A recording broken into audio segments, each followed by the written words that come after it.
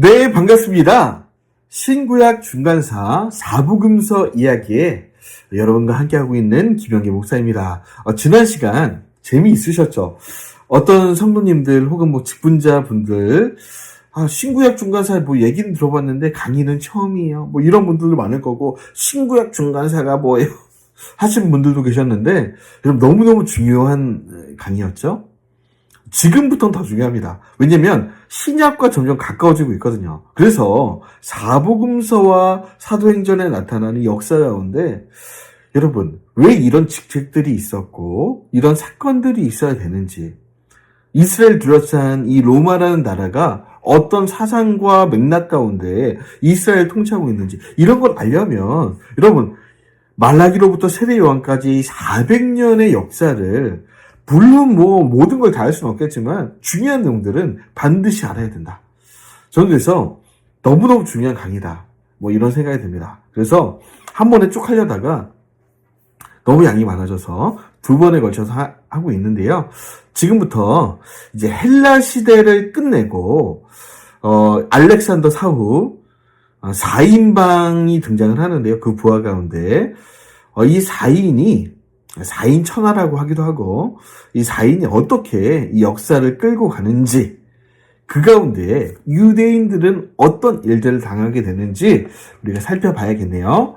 알렉산더 사후에 이 역사도 다니엘서에 기록되어 있어요. 11장은 이 얘기입니다. 150년 전쟁. 다니엘서 11장을 만약에 이 신구약 중간사를 모르고 보시는 분들은 아이고 이게 뭐냐, 너무 어려워요. 이해가 전혀 안 됩니다. 아예 안 됩니다. 저도 이 신구약 중간사를 읽지 않고 배우지 않고 봤을 때는 전혀 이해가 안 됐습니다. 글이 써있긴 한데 이해가 안.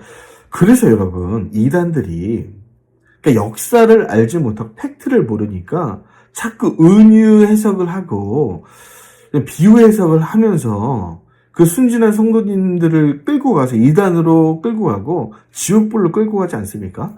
그래서 저는 알아야 빠지지 않는다는 거예요. 여러분, 진실과 사실을 알면 거짓에는 속지 않는 거죠. 맞습니까? 정답을 알면 수많은 오답들, 100개, 200개 오답들은 문제가 되지 않아요. 왜냐하면 정답을 아니까. 저는 그래서 정답을 알려드리는 겁니다. 사실, 팩트. 그럼 이거를 모르는 상태에서 성경을 읽는다? 저는 의미가 없다고 봅니다. 큐티가 중요하죠. 너무너무 중요한데 큐티만 해서는 여러분 사실은 온전한 해석이 나오지 않습니다. 전체에 대한 내용을 이해하고 있어야 돼요. 성경 한 부분이 아니라 전체를 이해하고 있어야 부분이 바르게 해석된다. 그런 의미에서 다니엘서 11장을 해석하기 위해서는 이 역사를 알아야 됩니다. 우리 입장에선 이미 성취된 역사잖아요. 다니엘서가 기록됐을 때는 성취되지 않았습니다. 이 역사는. 그런데 지나와 보니까 여러분 예언은 성취가 되었다는 거예요. 그래서 남방왕 북방왕이라고 이름하는 다니엘서의 이 왕들은 이 4명의 왕들 중에 카산더는 지금의 유럽 지방, 루시마커스는 지금의 어데미가 터키 지방, 여기 통치했고요. 4인방 중에 여러분 톨레미와 셀루쿠스가, 톨레미는 애굽 지방, 셀루쿠스는 아수르 지방, 이렇게 양분하여서 크게 보면 4분이죠. 그렇게 이제 통치를 하는데 톨레미와 셀루쿠스가 패권을 놓고 전쟁을 하는 거예요. 왜 그러냐면 처음에는 안티고누스가 이 아수르 지방, 바벨론 지방을 통치했는데 이 톨레미의 부하였던 장군이었던 셀루쿠스가 여러 가지 통치에 있어서, 전쟁에 있어서 큰 공을 세웠는데 뛰쳐나가서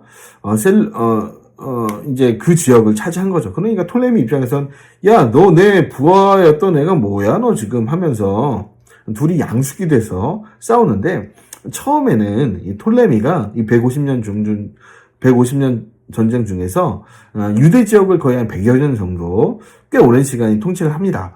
그리고 나서 전세가 역전돼서 셀루쿠스가 톨레미를 누르고 이제 유대 지역을 차지하게 되는데, 여러분 고래 싸움에 새우등 터지죠. 두 고래가 싸우는 그 중심에 유대인들, 이스라엘이 있는 거예요. 여러분, 그래서 그 이스라엘은 전쟁터가 됩니다. 전쟁터의 한가운데서 고난당하는 이야기를 여러분 다니엘서 11장은 얘기하고 있고, 적그리스도와 같은 인물, 에피파네스 4세, 안티오코스 에피파네스 4세에 대한 그 내용도 예언이 되어 있습니다. 하나하나 좀 살펴볼까요? 여러분, 톨레미 왕조, 그러니까 4인 천하 중에 애굽 지방을 다스렸던 이 톨레미 왕조를 보면, 여러분 바벨론 포로 때부터 그 전으로 가면 아수르 포로 때부터 유대인들, 이스라엘 백성들이 전 세계로 흩어지지 않습니까? 그래서 꽤 오랜 시간 동안 이 유대인들이 이주하는데, 톨레미 왕조가 다스리고 있던 이 이집트, 그리고 북아프리카 지역, 알렉산드리아 지역에도 많은 이주민들이 있었습니다. 그리고 이 톨레미 왕조 때만 보면 그렇게 많이 없을 수 있겠지만, 예수님 당시만 해도요, 여러분, 알렉산드리아라고 하는 이 도시, 그러니까 톨레미가 통치했던 이 도시에 100만 명이 있었다고 합니다. 그러니까 예루살렘과도 비등한, 오히려 더 많을 수도 있는 유대인들 인구로 치면, 그런 사람들이 살았을 정도로 이 톨레미 왕조 때 많은 이주가 진행되었던 것 같습니다. 톨레미 1세는 알렉산더 대왕, 자신의 주군이었죠. 기념해서 수도를 알렉산드리아라고 세우고, 정말 이 도시를 헬라 문명의 근거지로 마련합니다. 톨레미도 전쟁의 화신이었다기보다는 굉장히 알렉산더랑 비슷하게 이 사상가였고, 정말 전무후무한 알렉산드리아 도서관을 세울 정도로 이 학문의 진심이었던 사람이었습니다. 그래서 정말 수많은 지식인들, 학자들이 이곳으로 모여들게 되었고, 알렉산드리아 학파라는 학파가 정말 그 당시 고대 중군동을 리드했을 정도로 정말 이 중요한 이 학문적 성과들도 이곳에 많이 나왔고, 그래서 여러분 보세요. 아볼로와 같은 위대한 학자, 정말 멋있는 사람이죠. 이 사람도 아볼로도 이 알렉산드리아 출신이었다는 겁니다. 이해가 되시죠? 그러니까 신구약 중간사를 모르면 이 사복음서 사도행전 이해가 안 된다는 거예요. 그래서 어쨌든 수도를 세웠고요. 톨레미 2세 때는요, 정말 중요한 일이 일어나는데, BC 3세기경이 되겠죠. 알렉산더 사후의 4인 천하의 이 시기에, 히브리어로 된 구약성경. 여러분, 구약성경 여러분 그래서 조금 이제 교회 다니시는 분들은 어떤 언어로 기록되었는지 아시잖아요. 히브리어죠, 히브리어. 근데 이제 헬라 문명이 전 세계를 통치하고, 헬라 문화까지 이제 그 나라들을 점령해 가고 있었습니다. 헬레니즘은 사실은 유대이즘과는 그 결을 달리 하는데, 유대이즘도 이 헬라 문명을 어찌할 수 없을 정도로 엄청난 학문이고 엄청난 언어였습니다. 그래서 헬라어를 못 쓰면 유대인들이라 할지라도 살아남을 수가 없었어요. 지금 영어가 안 되면은 국제 무대에서 활약할 수 없는 건 당연한 것처럼, 그 당시는 헬라어 없이는 아무것도 안 됩니다. 상업도 안 되고, 문학도 안 되고, 학문도 안 되고, 아무것도 안 됐기 때문에 많은 유대인들도 히브리어만 한 게 아니라 아람어, 헬라어를 무조건 했다는 거예요. 물론 원어민은 아니었겠죠. 그러나 당연히 해야 되고, 모든 교육이 헬라어로 이루어졌기 때문에 당연히 해야 되는데, 마침 이 헬라 문화 가운데 히브리 학자들이 이 톨레미 왕조 휘하에 있었던 학자들이죠. 이 유대인들이, 라피들이 소위 70명이 모여서 70인 경이라고 하는 헬라어로 된 이 구약 성경을 발간을 합니다. 그래서 여러분, 예수님도 이때 발간된 이 70인 경을 가지고 말씀을 하세요. 이해가 되세요? 그리고 수많은 제자들, 사도 바울 다 이 70인 역을 보았습니다. 그 정도로 중요한 성경이 이곳에서 이 왕조 때 기록이 되어 있죠. 이 70인 경의 역할은 엄청나죠. 경건한 이방인들이 등장하게 되었어요. 여러분, 이 경건한 이방인이 뭐냐? 유대인들이 전 세계로 퍼져 나가는데 회당을 중심으로 유대인들이 경전, 이 구약 성경에 읽는데 히브리어로만 됐을 때는 야, 너희 종교 좀 알고 싶은데 뭐 책을 하나 던져주는 거죠. 근데 히브리어로 돼 있어요. 그래서 아니 구약에 나타난 우리 하나님을 알고 싶어도 이방인들 헬라인들이 하나님을 이해할 방법이 없었다는 겁니다. 근데 이 구약 성경이 이 70인 역으로 번역이 되면서 유대교에 관심이 있었던 많은 사람들이 개종할 수 있었던 계기가 되었다. 그래서 이 유대교로 개종된 헬라인들, 이방인들이 복음을 들었을 때 유대인들보다도 더 엄청난 반응을 일으켰고 기독교인이 된 비율도 이 경건한 이방인들이 훨씬 많았다는 거예요. 그래서 복음이 열방으로 로마를 넘어서 땅끝으로 퍼져나가는, 그래서 지금 우리나라까지 왔잖아요. 그 계기가 되었다는 거예요. 어찌 보면 이 신구약 중간사 시기 헬라 문명이 전 세계를 지배하고 그 이후에 헬라 문명을 뒤집어 쓴, 이런 로마 제국은 헬라 문명을 뒤집어 쓴 나라였습니다. 하드웨어는 로마였죠. 근데 문명 정신은 헬라였어요. 그러니까 이 시기에 이렇게 역사하신 하나님의 섭리가 있다. 그렇게 이해를 하셔야 된다는 거예요. 셀레쿠스 왕조인데요. 원래 톨레미 부하였죠. 그러니까 톨레미 입장에서 내 부하 이 자식이 지금 나한테 덤벼? 이러면 싸우는 뭐 하나의 계기가 또 됐죠. 자, 안티오쿠스 3세 때, 그러니까 톨레미가 이제 사실 유대 지역을 통치하고 있다가 전세가 역전돼서 안티오쿠스 3세 때, 셀루쿠스 왕조 안티오쿠스 3세 때 뭐 팔레스타인, 지금 유대인 땅을 빼앗은 거죠. 그래서 이때 안티오쿠스 왕이잖아요, 이름이. 그래서 성경에 나오는, 여러분 뭐 신약성경에 비시디, 안디옥, 수리아 안디옥, 안디옥이라는 이름이 굉장히 많지 않습니까? 그게 바로 이때 그 네이밍 한 거예요. 그래서 16개 정도를 이 셀루쿠스 왕조 이 통치 때 네이밍 했다. 그렇게 이해하시면 되겠습니다. 왜 이걸 이해해야 되냐면, 구약 성경을 보면 안디옥이라는 도시는 없었어요. 뭐 세겜, 뭐 그렇지 않습니까? 또 뭐죠? 뭐 베들레헴, 뭐 이런 유대식 이름만 있지. 근데 신약에 와서는 이상한 이름들이 있는데, 그때 이 신구약 중간사 이런 스토리가 있는 겁니다. 3세 때까지는 유대인들에게 막 세금도 감면해 줍니다.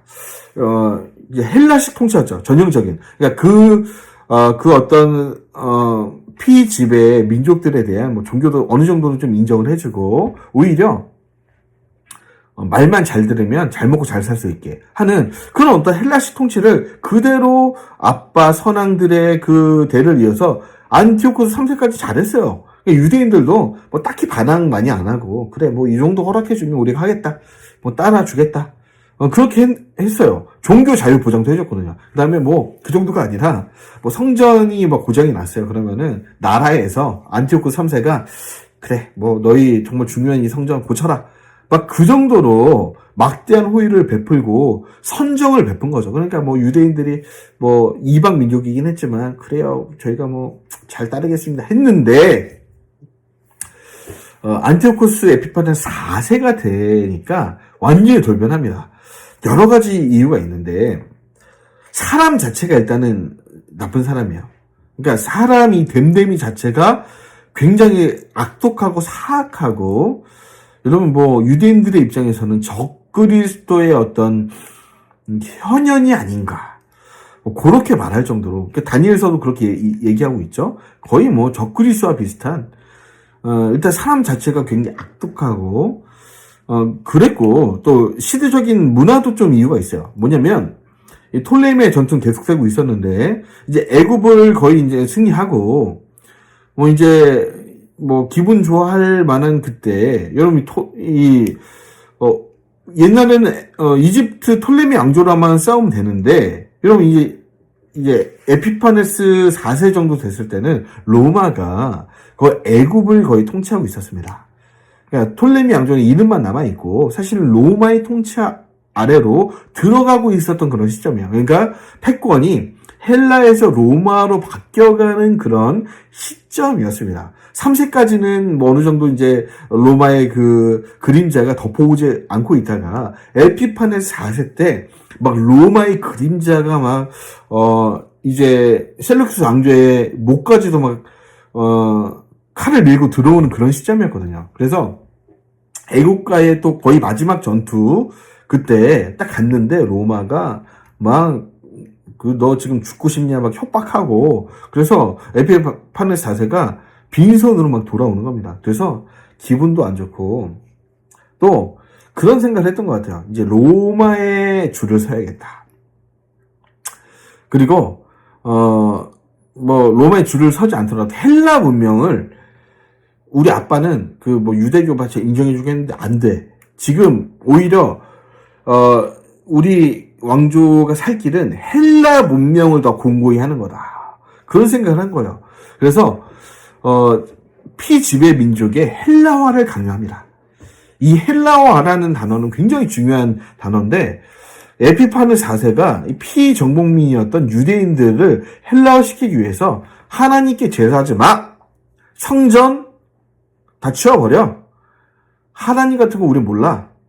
제우스 신, 위대한 헬라 신상 세워라. 아니, 내가 사실은 제우스 신일 수도 있어. 내 신상 세워라. 이러면서 예루살렘 안에 극악무도한 우상 숭배를 자행하고 그 더러운 돼지 피를 막 예루살렘 성전 안에 뿌려버리고 뭐 경건한 유대인들, 하시딤이라고 하죠. 나중에 이제 분파로 나오게 되는데 막 닥치는 대로 잡아주기, 제사장 뭐 이런 거 필요 없어요.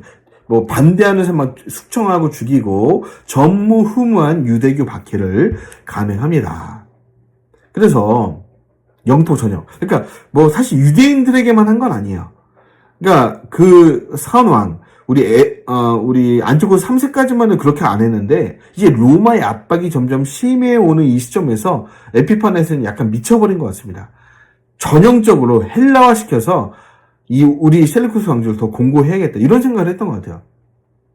그래서 이집트를 거의 제압했지만 로마의 그 칼 앞에 분해하면서 로마 전면전을 벌이기 위한 어떤 그런 그러니까 두 가지만 있었던 것 같아요. 로마에게는 결국 잘 보여야 될 것을 알고 있지만 어떻게든 본인의 왕위까지는 또 로마와의 어떤 그 경쟁 관계도 유지하고 싶은 그러니까 여러 가지 측면에서 정신 상태가 이상해진 것 같습니다. 그 상황에서 이 화풀이를 유대인에게 막 쏟아붓기 시작하는데 그래서 그때부터 여러분 하시딤, 하스몬 왕조가 시작되게 되는 거예요. 자, 그래서 프톨레미 왕조가 견주었던 시리아 헬라 제국은 유대를 통치하게 되자 강력한 헬라를 주장했고 마카비, 마따디우스 가문이 일어나서 이 에피파네스와 대항하게 됩니다. 좀 이따 보기로 하고 그래서 프톨레미 왕조는 6세까지 클레오파트라 6세에서 마무리가 되고 셀레쿠스 왕조는 쭉 더 이어집니다.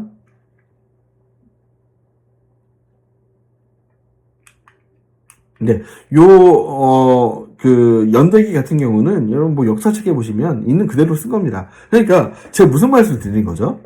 계속 강조하지만 성경은 팩트예요. 역사적인 사실입니다. 오히려 성경이 아닌 다른 역사가들이 쓴 역사는 성경의 주석과도 같아요. 진짜는 성경이고 나머지 역사는 주석과 같다. 자, 그래서 에피파네스 4세의 이 극심한 박해에 대항하여 헬라화에 대항하여 일어난 사람들이 하시딤이었어요. 헬라 문화를 강력히 거부합니다. 경건과 충절을 지키고 유대교를 더 강력히 조직화하고 결사화해서 그때 유대교의 근간이 세워집니다. 그래서 이 하시딤의 왕조인 하스몬 왕조가 일어나게 되는데, 모딘의 노 제사장이었던 마따디아스, 아주 그냥 나이 연세 많으신 분인데, 그러니까 이분이 아주 그냥 들고 일어섰는데, 그 아들들이 뭐 실전은 그 아들들이 뛰는 거죠, 이 전쟁은. 그래서 헬라어를 강요하는 에피파네스 4세의 사신을 죽여버립니다. 그리고 이에 가담하는, 헬라어에 가담하는 그 유대인들을 또 같이 숙청을 합니다. 그러면서 전면전을 선포하는데, 셋째 아들이었던 유다, 본명은 유다입니다. 별명이 마카베예요. 쇠망치라는 별명인데, 이 사람이 정말 엄청난 힘을 가지고 있었던 것 같아요. 전쟁의 신, 그러니까 힘도 셌고 전략도 있고, 이 독립군이 일어나서 에피파네스 4세에 대응하여 막 하는데, 사실 싸움이 안 되죠. 이 강력한 아수르, 이 셀루쿠스의 군대 대에 그 정말 뭐 얼마 안 되는 독립군이었는데도 불구하고 게릴라전으로, 마치 베트남이 미국을 무릎 꿇린 것처럼 막 요새에 숨고 막 뒤에서 쏘고 막, 왜냐면 지리를 잘 아니까, 그리고 힘도 세고, 그래서 이 마카비를 필두로 이 마따테스 가문을 중심으로 막 이 독립군이 게릴라전을 펼쳐서 이런 BC 165년에 여러분 그 성전을 다시 차지하게 됩니다. 그래서 성전을 그 헬라 신상으로부터 청결케 하는 거죠. 돼지피도 다 씻고 헬라 신들 다 버려버리고 태워버리고 다시 하나님의 성전으로 우리를 회복한다 이러면서 성전을 청결했는데, 여러분 이때부터 시작된 절기를 수전절이라고 합니다. 여러분 이 수전절은 사복음서 이야기 때 또 말씀을 드릴 텐데, 이 수전절 얼마나 중요한 절기인지 예수님도 지킵니다. 여러분 이 구약 성경에 없는 절기예요. 이거는 신구약 중간사 때 생긴 절기고, 이걸 모르면 신약의 수전절 뭐야 이거. 구약이 없는 어디서 생겨요? 여기서 생겼다니까요. 그러니까 신구약 중간사가 여러 가지 의미에서 너무 중요해요. 그러니까 여러분 잘 들으시길 바래요. 이제부터 하스모니아 왕조, 하스몬 왕조의 시작이 됐는데, 여러분 이 하스몬 왕조는 문제가 하나 있었어요. 뭐냐? 유대인의 왕은 누굽니까? 다윗, 뭐니 해도 다윗이죠. 다윗의 후손이 이제 왕이 되는 거잖아요. 남유다 왕국, 유대인들은. 근데, 이 하스몬 왕조는 제사장 그룹입니다. 그러니까 다윗의 후손이 아니라. 그러니까, 사실은 이렇게 하면 안 되는데, 뭐, 여러 가지 상황도 있었고, 욕심도 있었고, 그래서 왕과 대제사장의 직분을 겸직을 하게 된다는 거예요. 다윗의 후손이 아닌데 왕까지 하게 된 겁니다. 그래서 약 100년 정도 이 왕조가 이어지는데, 그 유다 마카비우스, 요나단, 시몬, 그리고 요한 힐카누스, 이렇게 하스몬 왕조가 이어지는데, 여러분 그 요한 힐카누스가 좀 중요합니다. 이때 에돔이죠.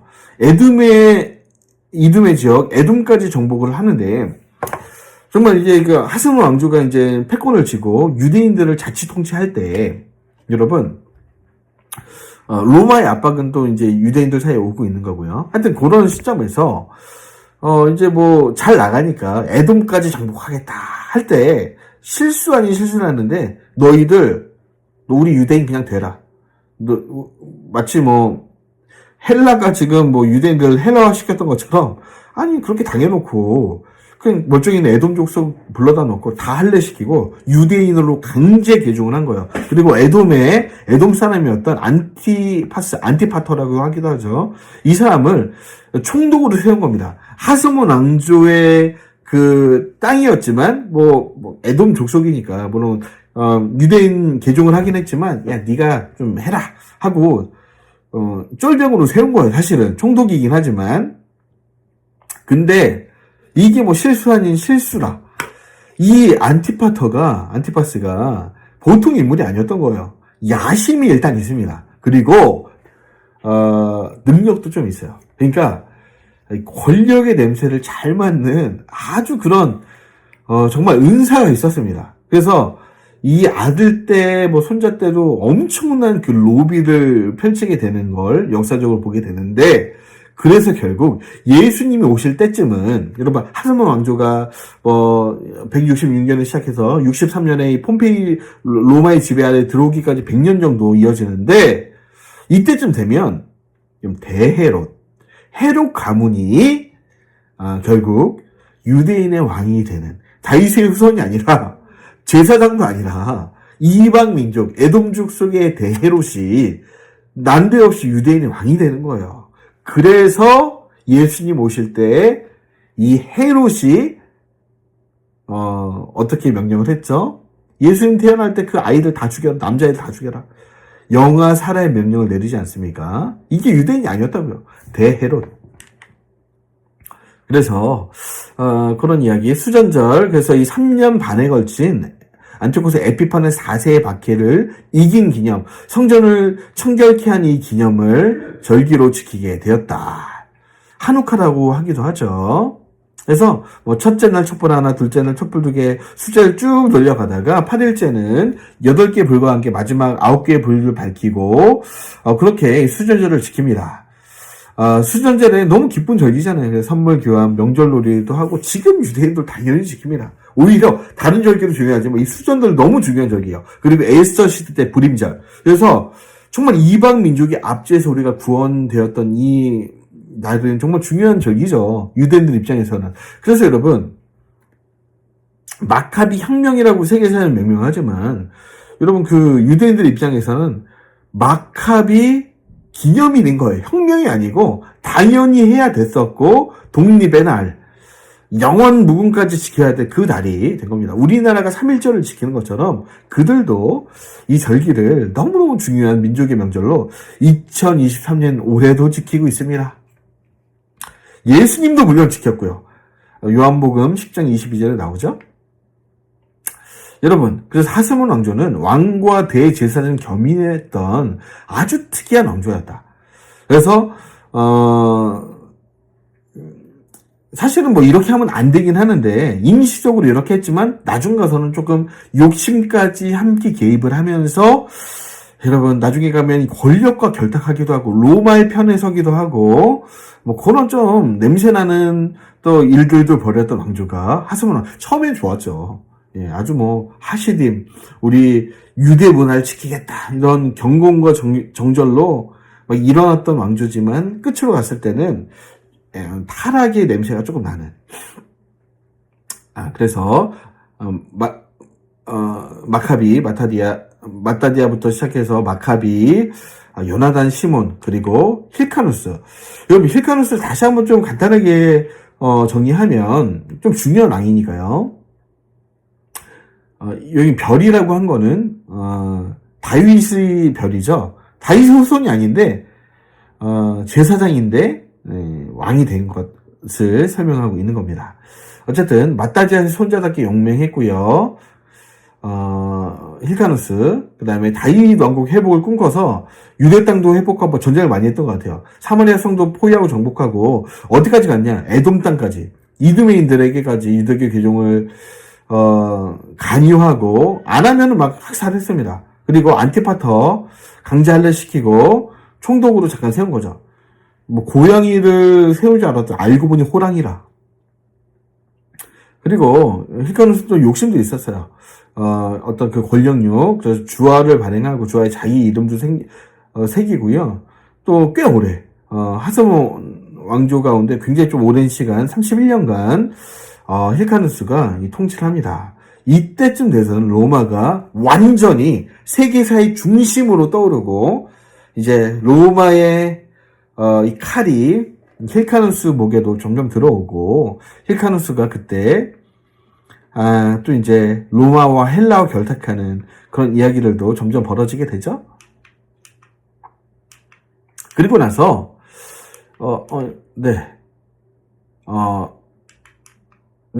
이게 뭐냐? 이 지도를 보면 이제 저 지중해 연안에 로마란 나라와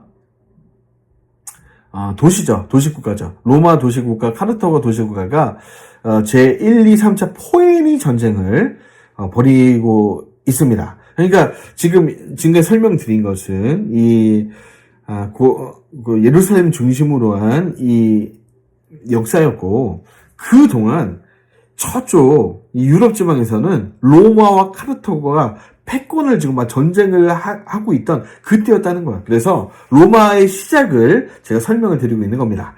이제 막 구약의 역사, 그 다음에 신구약 중간세의 역사는 저쪽에서 저렇게 벌어지고 있고, 서방에서는 로마가 카르타고의 그 한니발을 무찌르고 이제 뭐 이기고 이 지중해 패권자로 이제 점점 들어서고 있는 거죠. 그래서 처음에는 로마가 집권을, 이 지중해 패권을 잡고 나서 원로원을 중심으로 그렇게 통치를 하다가, 여러분 그들이 썼던 검투사들, 장군들이 누구였냐? 폼피우스, 크러스, 줄리어스, 카이사르, 율리우스 시저라고 하죠. 줄리어스 시저, 너무나 유명한 이 세 명의 그 장군이 이제 쿠데타를 일으키죠. 그래서 원로원을 누르고 삼두 정치, 이 세 명의 머리가 이 로마를 지배하다가 또 패권 전쟁이 일어나고 줄리어스 카르사르 시저가 헤게모니를 지게 됩니다. 그래서 그렇게 이제 하는 와중에 이 폼페이우스가 BC 63년 정도에 이제 그 유대 쪽으로 쳐들어오게 됩니다. 이쪽을 이제 폼페이우스가 이제 점령을 하기 시작하는 거죠. 그래서 이 로마의 이 발흥과 헬라 제국이 무너지고 또 로마가 이제 전 세계 패권을 쥐는 가운데 하스노무 왕조는 그 사이에 껴있고, 뭐 그런 시점이 바로 이 시점이었다.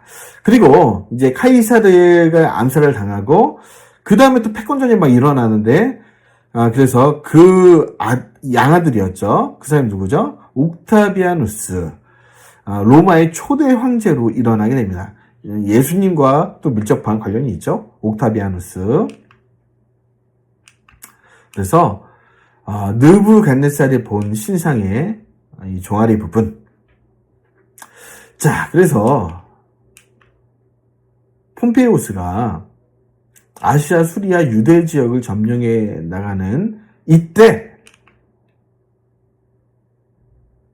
이제 예수님이 오실 날이 얼마 안 남았네요. 이 강의가 얼마 남지 않은 거 지금 느낌이 오시죠?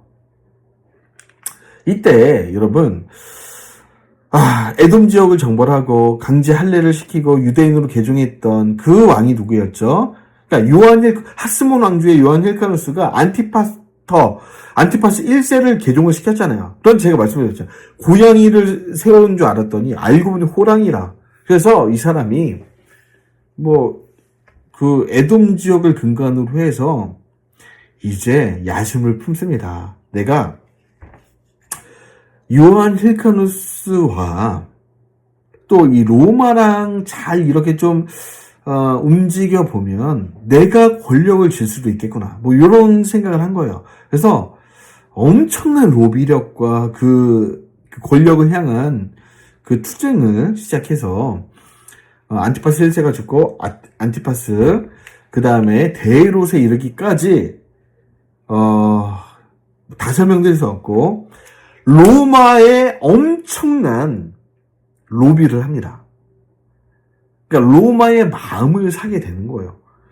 그러니까 이 권력의 냄새, 어디에 줄을 서야 되는지 아주 기가 막히게 알았던 그런 그 왕조 가계입니다. 권력지향적인 로비 천지였고요. 그래서 여러분 특히 예수님 태어나시는 그 바로 전 BC 37년부터 4년까지는요. 여러분 로마 원로원을 날고기는 원로원을 주르고 다닐 정도로 정말 이 헤롯 가문의 그 로비라고 하면 아주 역사에 기록될 만한 그런 은사에 비슷한 그런 거였습니다. 그리고 건축광이었고요. 이 가문들이 특히 예수님 태어날 때 있었던 데헤롯, 안티파스의 손자죠. 이 사람은 아주 그 절정이라, 권력욕의 절정, 그 건축욕의 절정, 자기 가시의 절정, 그런 왕이 데헤롯이었습니다. 안티파스 2세죠. 그리고 그 아들들 쭉 있고, 여러분 데헤롯이 죽고 나서 3명의 그 아들이 유대 분봉왕으로 취임을 하게 됩니다. 그래서 헤롯 아킬라오, 안티파스, 헤롯 빌립. 그래서 이제 지역을 나눠서 이제 통치를 하게 되는데요. 그건 이따 사진을 보면서 말씀을 드리고요. 그래서 여러분, 성경에 마태복음 어디에, 요한복음 어디에 헤롯이라고 할 때는 데롯이 아닙니다. 데롯은 예수님 태어날 당시에 헤롯만 데롯이고, 예수님과 직접적으로 관계했던 왕들은, 이 헤롯, 아켈라오, 안티파스, 빌립인데, 대부분은 아켈로 왕과 예수님이 많이 좀 이렇게 부딪히는 장면이 많이 좀 언급이 되기도 하고요. 특히 세례 요한도 그렇고, 그렇습니다. 유대 지역을 통치했던 아켈라오죠. 그리고 이 아켈라오는 특히 안티파스 빌립과는 다르게 좀 악정을 했어요. 그러니까 에피파네스 4세랑 약간 비슷했습니다. 그래서 로마에서 가만 보다가 이거 유대의 반란이 너무 심하니까 그냥 너 좀 사라져라 해서 분봉왕이 아니라 총독을 세워서 이제 로마가 직접 통치하게 되는데, 추방 이후 여러분 잘 아시는 예수님을 십자가에 못 박도록 허락한 이 빌라도 총독, 그 위에 바울과 관계했던 벨릭스 베스토, 이렇게 총독제가 이 유대 지방만큼은 분봉왕이 아니라 총독으로 그렇게 집권을 하는 그런 걸 보게 되고요. 여러분, 그리고 아리스토블루스의 그 후손 중에 아그리파 1세, 여기는 사도행전에서부터 등장하는 그런 왕들인데요. 여러분, 그렇게 좀 이어지고, 지금 보니까 다 설명드릴 수 없고, 아그리파 2세, 버니게 드루실라. 요게 하여튼 예수님 바울에까지 이어지면서, 까지도 헤롯 가문이 유대인들의 왕으로서 그게 통치하는 모습을 우리가 볼 수 있다는 거죠. 그리고 이 헤로디아 같은 경우도 그 삼촌 헤롯 빌립과 결혼한 거예요. 그래서 그 세례 요한이 아이고 그거 지금 되는 일입니까? 말도 안 됩니다. 그렇게 하면 안 됩니다. 한마디 했다가 헤로디아도 아주 그냥 악녀죠, 악녀. 그래서 이제 세례 요한을 죽여라. 그래서 세례 요한이 순교를 당하는 그런 역사를 또 보게 됩니다. 자, 대헤롯, 루비의 천재라고 했는데 왜 총독이 아니고 그 지방에 있던 그냥 그런 유대인도 사실 유대인이긴 하지만 이방 민족 출신 대헤롯을 선택을 했는가? 왜냐면은 자기 말을 잘 듣거든요. 로마의 말을 잘 듣는다. 로마가 봤을 때는 유일신 여호와 하나님의 신앙, 헬레니즘에 저항하는 이 유대인 어떻게 통치할 것이냐 했는데, 그래 보자. 그러면은 분봉왕 정도가 좋겠다. 아예 총독을 보내면 너무 이제 세게 정을 하니까 종교 같은 거는 대제사장, 그쪽 신 믿는 그런 대제사장에 맡겨버리고, 그 민족 중에서 조금 내 말 잘 듣는 분봉왕 정도 세워서 그냥 직책 하나 주고 그냥 말 잘 듣게 좀 하자. 그렇게. 왜냐면 총독이나 군대를 너무 과한 권한을 줘버리면 또 그 총독의 반란이 일으킬 수 있잖아. 그러니까 말 잘 듣는, 이런 표현 써서 죄송합니다, 개를 세워놓은 거예요. 대헤롯이 딱 적임자였다. 권력의 개가 될 준비가 되어 있는 사람이었어요. 그리고 이 성향은 아버지 안티파터부터 시작되죠. 할아버지부터 시작되고. 근데 왜 또 이게 잘 될 수 있었냐면, 대헤롯, 이 헤롯 가문은 로마랑만 잘 지낸 것도 아니라, 그러니까 유대 사회의 진정 권력자들이라, 하스몬 왕조죠. 하스몬 왕조와도 그렇게 척지지 않았습니다. 굉장히 이렇게 당근도 주고 또 그쪽에도 뇌물을 주고 굉장한 정치력을 발휘했어요. 그렇기 때문에 사실은 그 난다긴다는 하스몬 왕조 사람들 다 눌러버리고 이두메 사람, 에돔 사람, 헤롯 가문이 유대인 헤게몬을 지게 된 거죠. 여러분, 안토니우스와 옥타비아누스가 율리우스 시저의 사후에, 여러분 또 이제 패권 전쟁을 하지 않습니까? 안토니우스는 부하였고 옥타비아누스는 율리우스 시저의 양아들 아닙니까? 그래서 둘이 막 싸울 때 처음에는 여러분, 안토니우스 팬이었어요. 그래서 안토니우스가 대로 말 잘 듣는다, 내가 잘해줄게, 막 이렇게 하다가, 또 이제 전세가 옥타비아누스 넘어가잖아요? 그때는 또, 안면 몰수하고 옥타비아누스 편에 섭니다. 그러니까, 정치를 하려면 사실은 뭐, 요 정도 이제 철판을 깔아야 되는데, 아주 그냥 전형적인 정치인이라. 그래서, 자기 자리를 위해서는, 그러니까 모든 걸 할 수 있는 그런 인물, 간악한 인물, 대헤롯. 권력욕의 화신. 그렇게 뭐 이해하시면 되겠습니다. 그래서 아까 말씀드렸던 대헤롯이 죽고 나서 그러니까 예수님과 같이 거의 활동했던 이 부모 왕들인데 사마리아 유대 이두메 지역은 헤롯 아켈라오가 통치하는데 좀 악정을 펼쳤습니다. 그러니까 뭐 대제사장과 잘 어울리지 않았고 굉장히 폭압적인 정치를 했고요.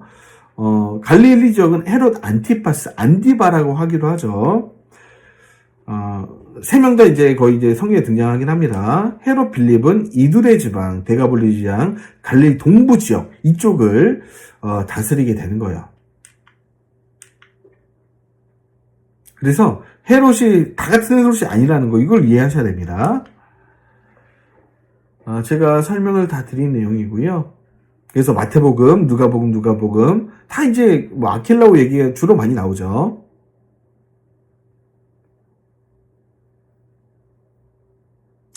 그리고 안티파스. 예수님이 갈릴리 지방에서 많은 이적과 기적을 대부분의 공생의 사역권에 펼치지 않습니까? 물론 유대에도 내려가셨지만. 그래서, 예수님이 아주 안티파스 같은 경우는 저 여우라고 아예 별명까지 지어줍니다. 그렇게, 그 데헤롯의 아들 중에 안티파스랑도 예수님 굉장히 큰 인연이 있죠? 헤롯 빌립, 가이사라 빌립보. 여러분 기억나시죠? 그 12제자와 함께 예수님이 수학여행 떠났던 마지막 여행이에요. 사실은 마지막 고별 여행을 떠났던 그 가이사라 빌립보. 그래서 헤롯 빌립이 세웠죠. 그래서 그 유대적 동북부 지역, 남동부, 동부, 남동부 이쪽 지방. 다시 한번 보시죠. 예, 이 사진으로 봐야 돼. 이쪽입니다. 이쪽. 자, 1번 아킬라오는 유대지방. 나중에는 아킬로가 사라지고 누가 통치한다고요? 네, 본디오 빌라도. 그러니까 여긴 분봉한 가지고 안 되겠다. 총독을 세워버리죠. 빌라도, 뭐 벨릭스 베스터. 자, 그리고 또 이 아그리파, 헤롯의 또 아들들이 있는데 아그리파 1세, 2세. 그래서 이제 사도 바울과 또 이제 제자들, 이제 사도행전에 등장하는 헤롯은 아그리파 1세 그리고 2세입니다. 초창기에는 아그리파 1세, 야고보를 칼로 죽인 건 아그리파 1세고요. 그리고 아그리파 2세. 그러니까 헤롯의 아들들 중에서도 이제 권력 다툼이 있었고 그 헤게모니를 지게 되는 과정 가운데 아그리파 1세, 2세가 그 사도행전과 그 이후의 역사 가운데 나타났던 그런 사람들이었다. 그래서 칼리코와 친분으로 빌립 2세 사후 분부왕으로 임명된 아그리파 1세였고요. 그 다음에 아그리파 2세는 바울과 대화했죠. 전도 당할 뻔했던 바울에게 그런 왕 2세입니다. 헤롯 가문의 마지막 왕입니다.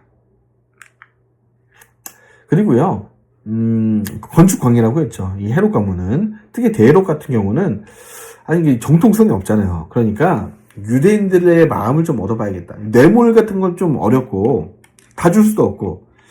그래서, 그들이 가장 좋아하는 게 뭘까? 생각해보니까 성전이야.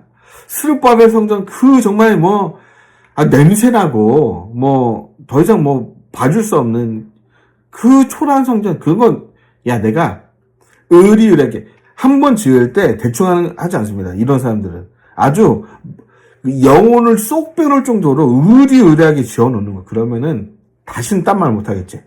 유대인의 왕으로 인정해주겠지. 그래서 BC 22년부터 예루살렘 성전 확장 증축 공사를 시작하는데 그 스룹바벨 솔로몬 성전과도 비교가 안 됩니다. 정말 수도 시설부터 해서 완전히 리모델링이 아니고 새로운 건축을 합니다. 그래서 46년간 건축했어요. 얼마나 의리했어요. 예수님 당시에도 뭐 건축 중이었겠죠. 아무튼 그렇게 의리하게 지는데 예수님은 또 뭐라 그래요? 야, 너 그렇게 지을 필요 뭐 있냐? 언젠가는 돌 위에 돌 하나 남지 않고 이 성전 무너뜨려지는 날이 온다. 왜요? AD 70년에 또 이제 로마의 뭐 침략을 받아서 이제 무너지게 되지 않습니까? 그래서 예수님 당시 헤롯 성전 엄청납니다. 이 사진으로 봐도 엄청나고 그 역사에 등장했던 그런 문헌들만 봐도 정말 뭐 엄청나죠. 소꿉 장난이 아니고 하나의 그 도시 정도로 이 성전을 지은 거예요. 성전의 역사. 요거는 제가 다음 기회에 간단하게만 설명드리면, 사실 성막이었죠. 언약궤를, 중심으로 이동식 성막으로 진행되다가 솔로몬 때, 다윗에 품었던 성전 건축의 그 비전을 솔로몬이 결국 완성을 하죠. 하나님이 설계도를 주신 다윗이 준비했고 솔로몬이 시공한. 그래서 그때 위대한 성전 봉헌식 때 위대한 솔로몬의 기도 기억나시죠? 이 성전을 향해 기도하거든 저 먼 곳에서라도 우리의 기도를 들으시고 응답하여 주옵소서. 그러나 성전은 파괴됩니다. 언약을 지키지 않으니까요. 바벨론 제국이 통치하다가 이제 포로기한 백성 중에 스룹바벨 대제사장 여호수아를 필두로 스룹바벨 성전이 지어지죠. 그래서 에스라 느헤미야의 동료를 통해서 완공이 됩니다. 그런데 또 이제 안티오쿠스 에피파스 4세가 이 어렵게 지은 스룹바벨 성전 완전 초토화시켜 놓잖아요. 그리고 나서 이제 마카비우스 가문이 성전 청결을 한 다음에 그럼에도 이 성전은 굉장히 녹슬고 오래되고 볼품없고 그랬겠죠. 그러니까 이게 눈치 빠른 데헤롯이 요 성전 하나 잘 지으면 야, 유대인들이 엄청 좋아했구나. 나 지금 한 100% 당선되겠구나. 표 계산을 하니까 성전 건축에 들어가서 46년간 짓고요. 그런데 예수님이 이 성전 무너질 거야. 언젠가 무너진다. 돌 위에 돌 하나 남지 않고 무너지고 사실은 내가 성전이다. 그리고 이 성전의 의미, 성전의 이유, 내가 십자가에 달리고 죽음으로써 모든 휘장은 사라지고 휘장이 찢어지고 성전의 완성으로서 내가 이 땅에 왔다. 그런 메시지를 던지시는 거예요. 그리고 예수님 승천하시고 성령님을 보내실 때 우리 몸이 성전이 되는 거예요. 그러니까 구약의 성전, 예수님 당시의 성전, 예수님이 이루신 성전, 그리고 우리 몸이 성전이 되는 이 성전의 스토리들, 역사들 우리가 좀 이해하면 좋겠죠? 눈에 보이는 성전이 아니라 사실은 이제 우리 몸이 하나님이 거하시는 곳이 되었다. 그 사실을 잊지 마시기 바랍니다. 그래서 여러분 예수님 탄생할 때 이런 이야기들이 있었어요. 세금 증세를 위해 인구 조사를 하지 않습니까? 그래서 호적하기 위해서 요셉과 마리아가 이동하잖아요. 그래서 그러니까 인구 조사를 왜 하냐면 정확히 머릿수를 세서 세금을 받으려고. 그래서 그 당시 세리들이 누굽니까? 유대인의 왜 피를 빨아먹냐? 왜 인기가 안 좋았냐? 이 머릿수 세가지고 세금 정확히 계산해서 로마에 갖다 바치잖아요. 그러니까 머리는 좋은데 요금 먹는 직업들. 세리 마테, 세리 사케오. 아주 그냥 머리는 좋은데 아주 친구는 없는 그런 사람들. 그래서 이 세금 문제가 정책이, 그러니까 로마 제국이 이렇게 오래 갔고 위대한 제국이 될 수 있었던 것은 이런 어떤 기본 인프라를 제대로 깔았다. 그래서 로마 초대 형제 옥타비아누스, 율리우스 시저의 양아들이죠. 그래서 핵임무를 지고 초대 형제로 이제 등극을 하는데 성경에는 가이사 아구스도라고 하죠. 그래서 이 왕이 고향으로 돌아 호적하라고 명령했기 때문에 요셉과 마리아가 이동을 했다. 자, 그래서 로마의 세금은 직접세, 로마 관리를 통해 직접 했고요. 토지세, 인두세 같은 경우는 정기적 인구 조사를 위해 필요하기도 했고, 간접세는 관세, 통행세, 판매에 따른 세금 등은 세를 통해 했다. 그 정도를 이해하시면 되겠고요. 이 데이롯이 명령을 내리는데, 아니 유대인의 왕이 난데, 아니 동방박사들이 와가지고 막 뭐라 그러는 거예요? 유대인의 왕이 태어난다는 거예요. 그냥 기분 나쁘잖아요. 권력의 화신, 이 데이롯이, 야, 이거 뭔가 지금 낌새가 이상하다. 그래서, 베들레헴, 동방 박사들이 막 지금 찬양했던, 그 베들레헴, 거기에서 태어난 아이들 다 죽여라. 왕이 어떻게 두 개가 되냐. 내 왕 되려고 내 친척 아들도 죽이는 판에, 나 말고 유대인의 왕이 태어난다고? 말도 안 되는 소리 하지 마라. 그래서, 싹을 잘라버리겠다. 그래서 사내 아이를 다 죽였던 영아 살해 명령. 그래서 요셉과 마리아가 이 데이롯의 명령을 피해서 이집트로 잠깐 갔다가 오지 않습니까? 그래서 베들레헴에서 아기 낳고 영아 살해 명령 때문에 이집트 갔다가 이제 갈릴리로 가는 거죠. 거기서 어린 시절을 보내게 됩니다. 아킬라오가 그의 아버지 헤롯을 이어 유대 임금됨을 듣고 거기로 가기를 무서워하더니 꿈에 지시하시는 바다 갈릴리 지방으로 떠나 나사렛이란 동네에 가서 사니 이는 선지자로 하신 말씀에 나사렛 사람이나 칭하려는 하심을 이루려 하십니다. 구약의 예언의 성취라는 관점에서 쓰여진 마태복음은 정확하게 메시아는 갈릴리 나사렛 사람이구나. 그래서 이 예언을 성취하기 위해 하나님이 하신 일이다. 그런 관점에서 이 역사를 적어나가고 있죠.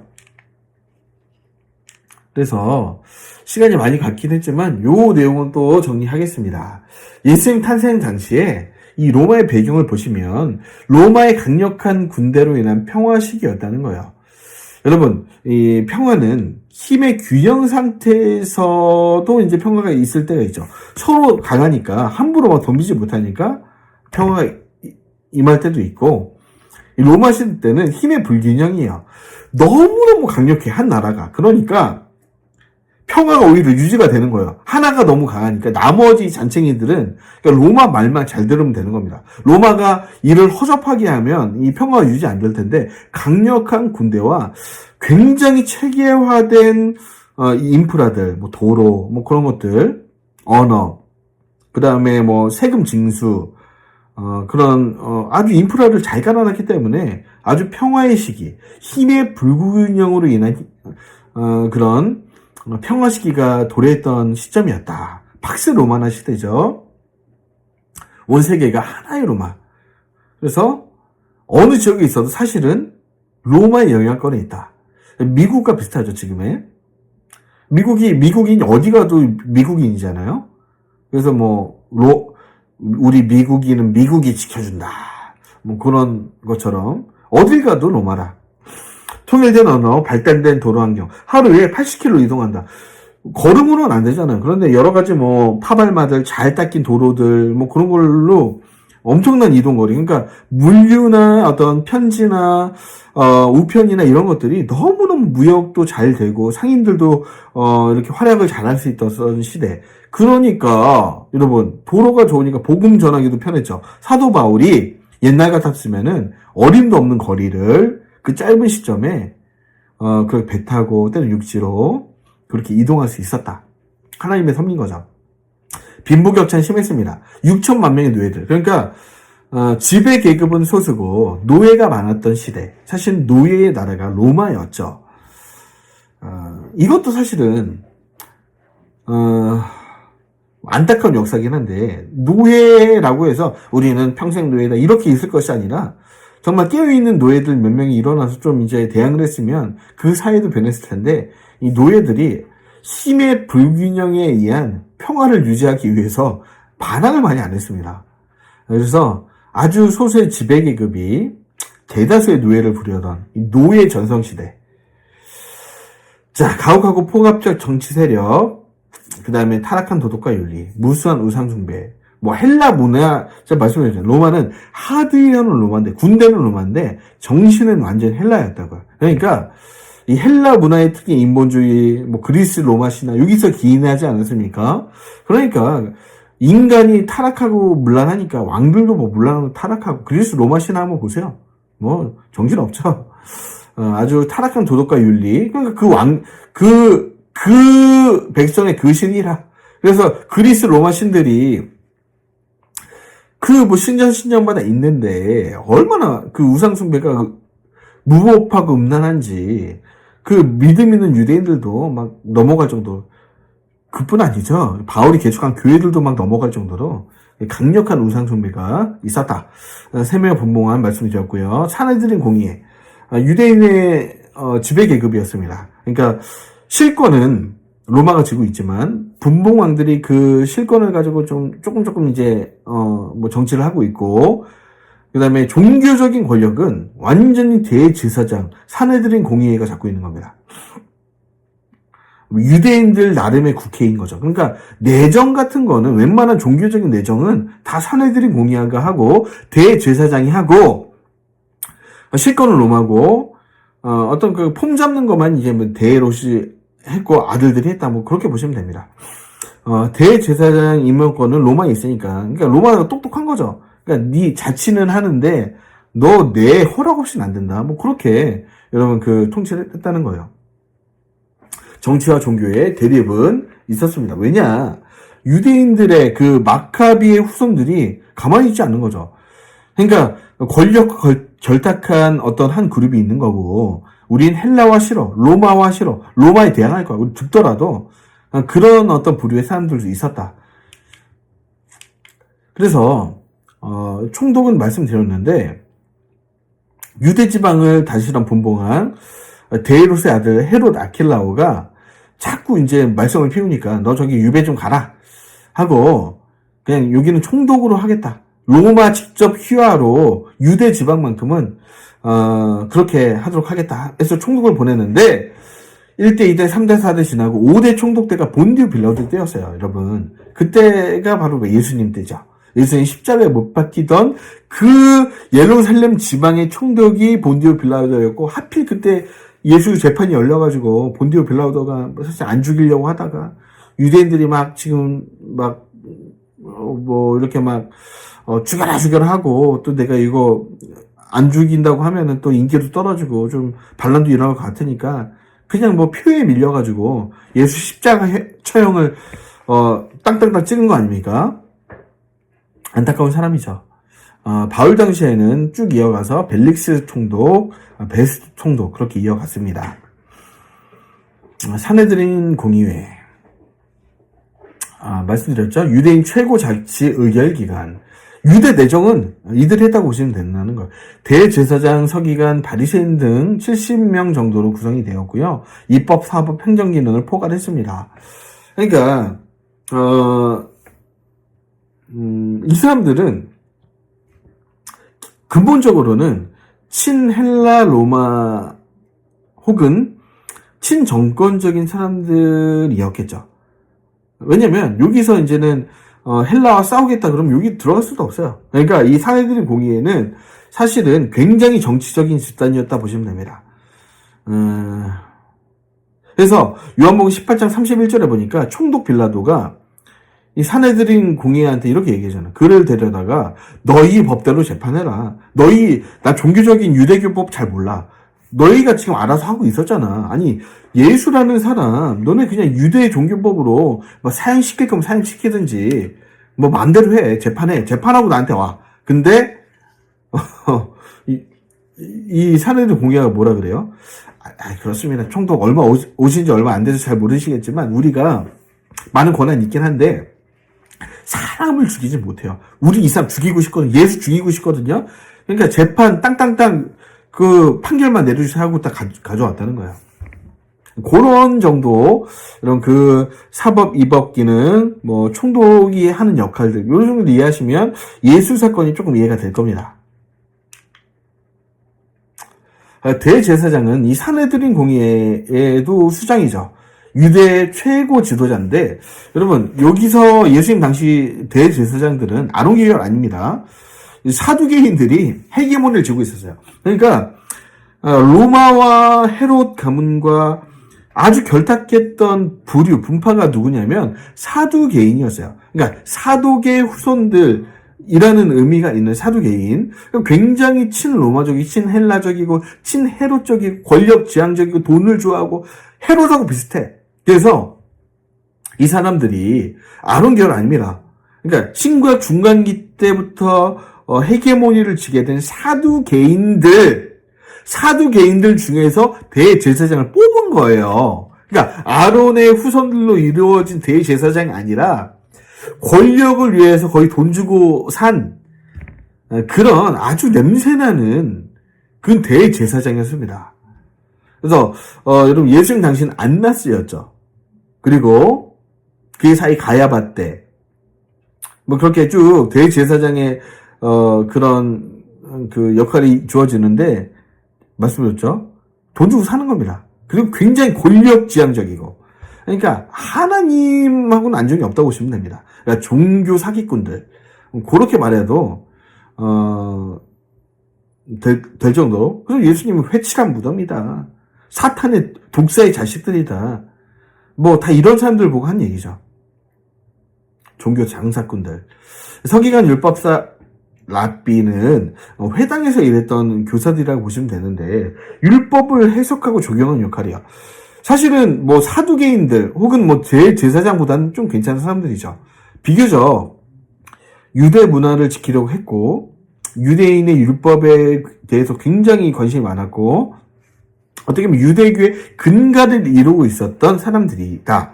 그러나 문제는 뭐냐? 예수님이 왜 이들을 또 저주하고 싫어하셨냐? 아니, 율법 좋아. 율법을 가르치는 건 좋은데 오경에 나온 레위기 율법을 가르치는 게 아니라 율법 해석서를 가르치는 거야. 소위 장로들의 유전이다. 그러니까 바벨론 포로 이후에 유대 회당에서 가르쳐지던 그 교육서들이 있을 거 아닙니까? 그런데 그냥 성경을 가르치면 될 텐데 이 율법들을 해석하고 적용하는 책들을 쓰기 시작한 거예요. 그러니까 율법의 진위를 그냥 바르게 파악해서 율법대로만 살아도 우리 짧은 인생인데 그래 이 율법의 이 계명은 요런 의미야. 좋아. 그러면은 이 율법 예를 들어드릴게요. 안식일 우리 레위기 율법 있잖아요. 안식일 거룩히 지켜라. 야, 그럼 거룩히 지킨다는 건 뭐냐?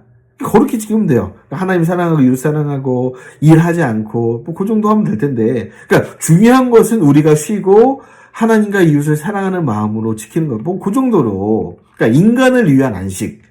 그러니까 안식일을 지키는 것이 사실은 우리를 위한 것이고 또 하나님께 영광이 되고 그 쉼의 맥락이 있고 우리를 위한 사랑의 계명인데 세상에 자, 안식일 공부해보자 하면서 안식일을 해석하고 적용하는데 안식일이란 뭐냐? 1000페이지짜리 논문을 씁니다. 그리고 이 논문을 해석해요. 자, 안식일에는 뭘 하지 말아야 돼. 하지 말아야 되는 것을 막 고민하다 보니까 야, 하지 말아야 되는 게 하나님께 영광 돌리는 거야. 좋다. 하지 말아야 될 거 뭐냐?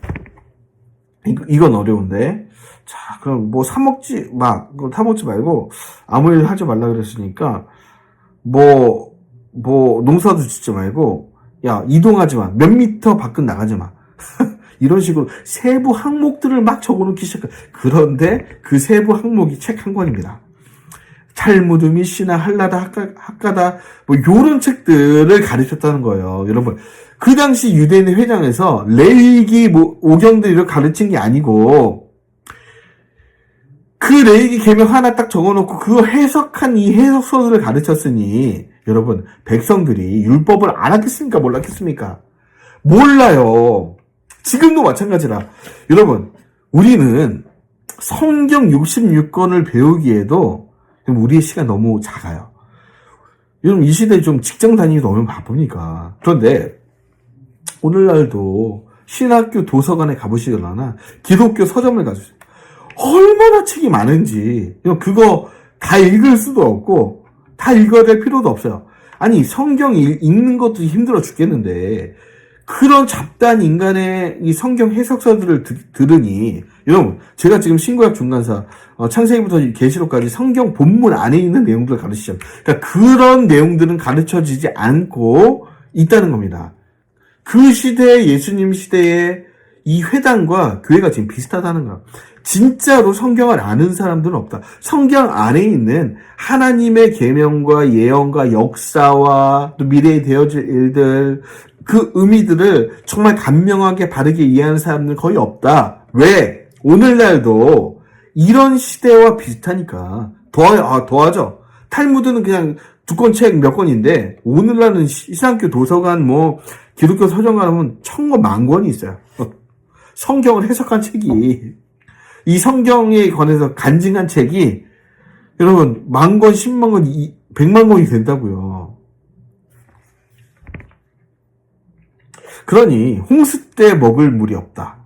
책은 많은데 읽을 책은 없고 정작 성경을 바르게 해석하고 이해할 만한 그런 시간적 여유나 교회에서는 그런 일들을 하지 않고 다른 것들을 하고 있다. 제 말이 너무 심했나요? 저는 그렇게 봐요. 그리고 그래서 그들 독사의 새끼들이라고 한 겁니다. 우리 예수님이.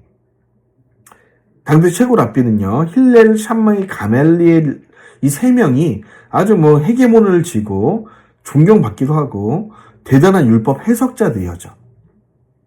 그런데 예수님 보실 때는 아주 독사의 자식들이다.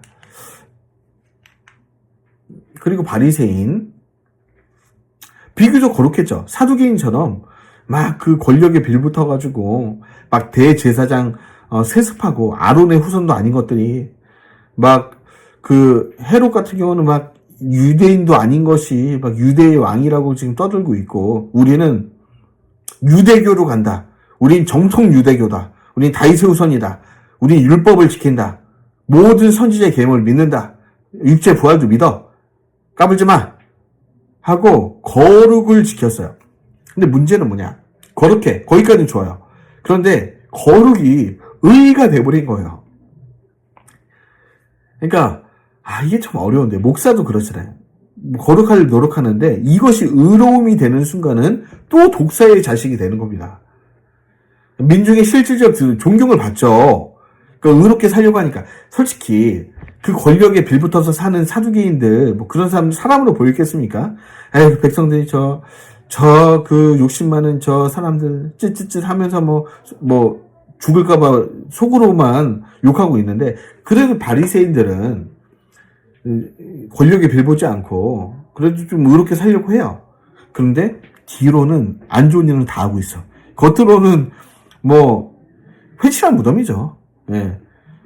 겉으로는 돈 안 좋아하고 권력과 결탁하지 않고 거룩하게 살려는 것 같은데, 알고 보니 그 속은 완전히 썩어 있는, 예수님 보실 때는요, 그 마음을 알고 있잖아요. 율법 준수, 정결례식, 안식일 준수 철저히 했죠.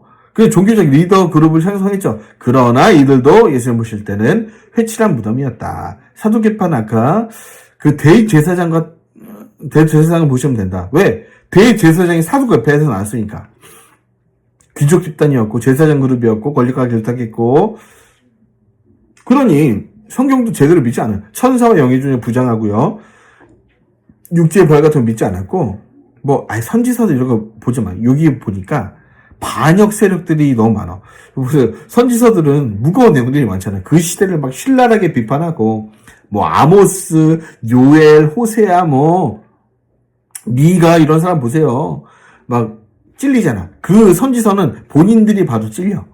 이 사두개파들은 그러니까 선지서는 빼. 야, 정경에서 빼자 우리 모세 오경만 그냥 살짝 그렇다고 모세 오경 뺄 수는 없으니까 그거 읽고 그 부담되는 선지서를 다 빼버려라. 그래서 이는 사두개에는 부활도 없고 현사는 영도 없다 하고, 그런 거 뭐가 중요해? 현세가 중요해. 현세가 여기서 잘 먹고 잘 사는 게 중요해. 굉장한 현세주의자였다. 근데 바리새인들은 그래도 좀 현세, 좀 내세도 있고 이 땅에 좀 비교적 거룩하게 살아야 되지 않겠냐 이렇게 얘기하고, 그런 양대파가 있었다. 그러니까 여러분, 사두개인은 경제적 완전히 상류층이죠. 지배 계급, 권력 결탁, 돈 좋아하고 말이죠. 뭐 부활 있으면은 뭐 이렇게 나만 잘 먹고 잘 살았다고 심판당할 거냐? 없어. 그런 거 없어. 이 땅에 잘 먹고 잘 살아. 그리고 선지서 다 빼라. 우리 지적할까봐 모세오경만 인정하고, 그래도 뭐 그 종교적 회계문을 지고 있으니까, 예, 성전 중심주의로 그렇게 살았고요. 예수님 십자가에 못 박은 주도 세력입니다. 주도 세력. 바리새인들은 왜 바리새인도 나쁘냐? 이 사두개인 비판하면서 뒤로는 할 거 다 하고 있었어요. 이 사람들도 뭐 거룩하다 하면서 뒤로는 돈 좋아하고요. 경제적으로 모자르지 않았습니다. 민초들이 아니었다는 얘기예요. 부활 천사 영이 있다고 믿긴 했습니다. 경제는 구약 3적 다 믿었고요. 그럼 뭐해? 예, 자기 의를 내세우면서 겉으로는 야 바리새인 거룩하다 박수 받고 좋았는데 어떻게 사두개인보다 더 나빠. 사두개인은 욕이라도 먹었거든요. 바리새인은 욕도 안 먹고 뒤로는 사두개인들처럼 해먹을 건 다 해먹고 위선자들. 예. 그리고 열심당들은 그러니까 열심당 왜 나왔냐? 야 사두개인 바리새인 이거 썩었다. 그래서 우리는 마카비의 후손들이다. 마카비 혁명, 에피판을 4세 무찔렀던 그 거룩했던 마카비 가문, 우리가 그 뒤를 잇는다. 게릴라전 펼친다. 전쟁할 거다. 반로마주의 및 종교적 기득권에 대항하여 성전, 거룩한 전쟁을 국지적으로 벌이면서 게릴라전 하면서 로마 싸웠던, 그래서 예수님도 굉장히 이런 면에서 로마의 압제에서 우리를 구원하지 않겠냐, 그런 왕 아니냐, 이런 관점에서 봤던 열심당. 아마 베드로가 이 열심당원이었을 것이다.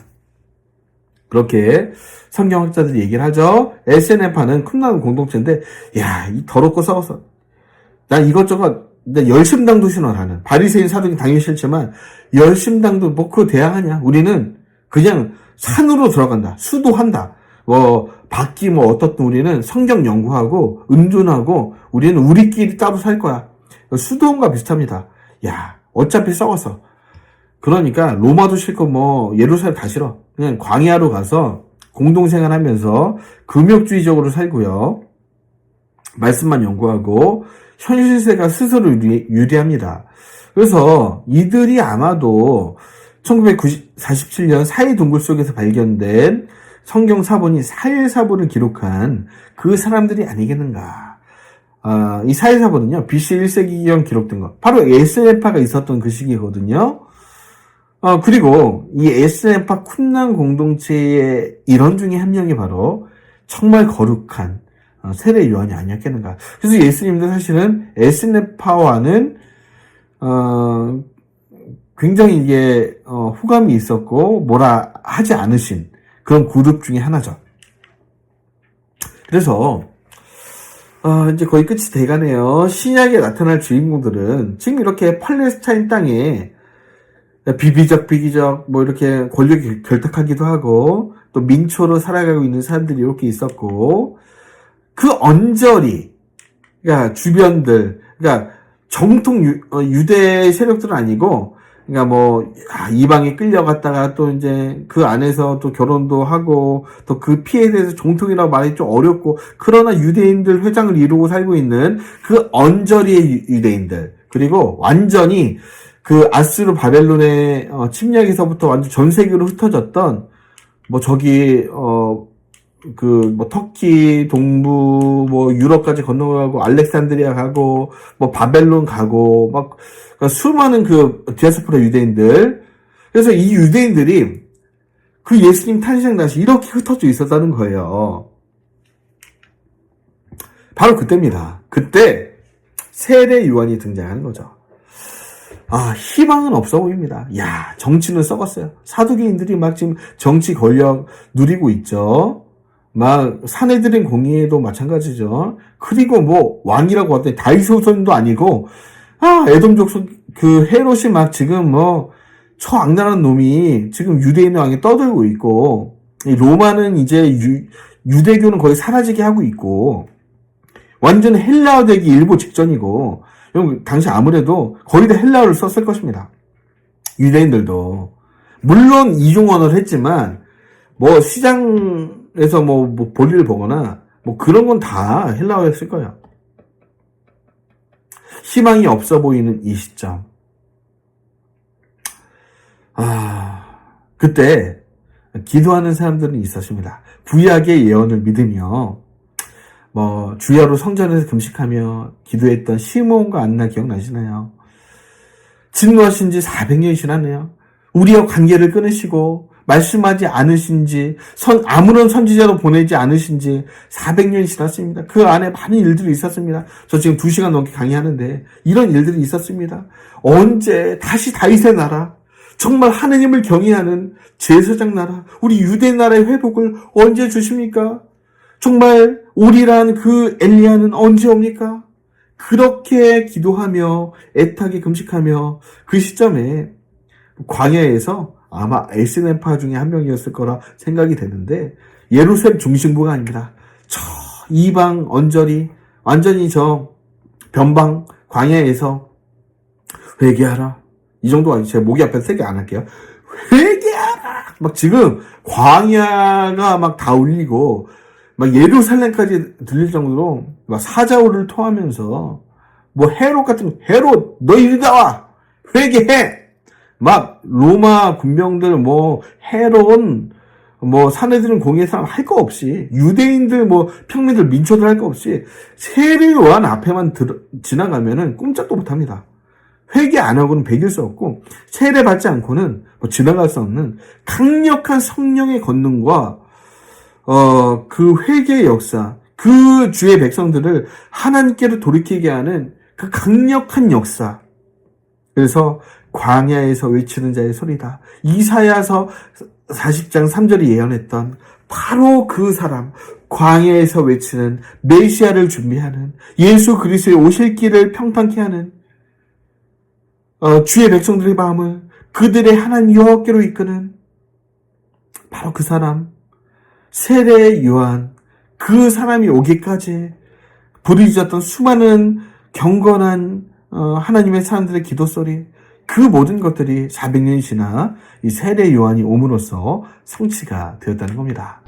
지금까지 긴 시간 동안 우리가 전쟁의 역사, 맞죠? 메대, 신바벨로니아, 리디아, 크로이소스 왕이었죠. 고레스가 또 이겼던 그 전쟁, 마사이 깃다의 조카의 전쟁, 여기서 고레스 죽었고, 캄비스 2세가 애굽 갔다가 또 돌아오다가 죽었던 얘기, 스키티아 마라톤, 히스타페스 1세, 다리우스 히스타페스 1세, 그 다음에 테르모필레, 플라타니아, 솔라미스, 아수에로, 크레르케스, 또 페르시아와 또 이 서방 그리스가 맞붙었던 이 전쟁들, 알렉산더의 전 세계를 호령했던 그 전쟁들, 그리고 셀루크스 왕조, 프톨레미 왕조의 150년 전쟁, 그 안에서 고초를 겪었던 유대인들, 로마에서는 제1차, 2차 포닌 전쟁이 일어나고, 또 로마의 스키피오 장군이, 우리 한니발 장군을 또 카르타고의 한니발 장군을 이기고 또 지중해 패권을 쥐고 로마가 본격적으로 전 세계를 호령하고 예수님 오신 그 시점에는 완전 팍스 로마를 이뤘던 이 시점, 완전히 전쟁의 역사가 계속되는 이 시점 가운데 여러분 예수님이 오신다는 거예요. 다니엘이 깨달은 71을 시간이 너무 늦어서 다니엘서 강의 때 제가 설명해 놨으니까요. 다시 한번 보시길 바라고.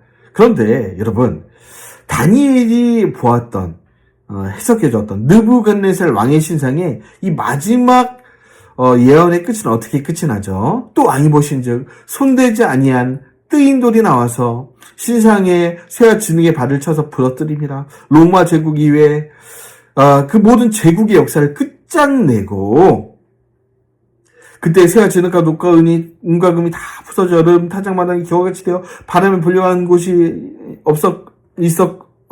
없었고 우상을 친 돌은 태산을 이루어 온 세계에 가득하였나이다. 이 돌이 누구입니까? 내가 또 밤 환상 중에 보니 인자 같으니 하늘 구름을 타고 와서 옛적부터 항상 계신 이에게 나아가 그 앞으로 인도되며 그에게 권세와 영광과 나라를 주고 모든 백성과 나라들과 다른 언어를 말하는 모든 자들이 그를 섬기게 하였으니 그의 권세는 소멸되지 않은 영원한 권세고 그의 나라는 멸망하지 아니할 것이니라. 그렇습니다. 다니엘은 메시아를 봤죠. 모든 제국의 역사의 끝에 영원한 제국의 왕, 그러나 전쟁하지 않고 정말 진정한 평화를 이룰 우리 예수 그리스도, 그분이 오실 거야.